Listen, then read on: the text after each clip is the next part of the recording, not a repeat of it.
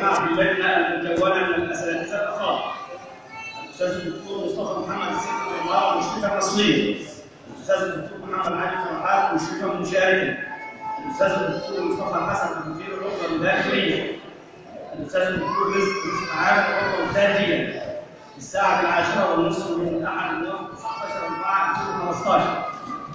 انضم الاستاذ الدكتور عبد الحليم محمود رحمه الله بكليه اصول الدين في القاهره، وذلك لمناقشه رساله العالميه الدكتوراه المقدمه من الطالب عمرو محمد عبد الوهاب حمار، وموضوعها الامام الحافظ ابو بكر الاجوبي المتوفى سنه 360 هجريه وجهوده في السنه النبويه.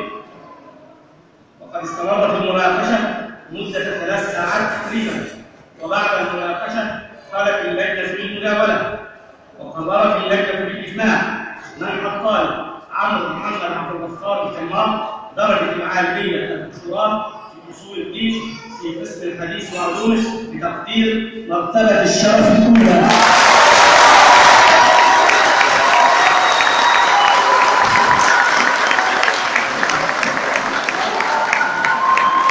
وأعطينا أن الكرام على جميع الحاضرين، وصلى الله وسلم وبارك على سيدنا محمد.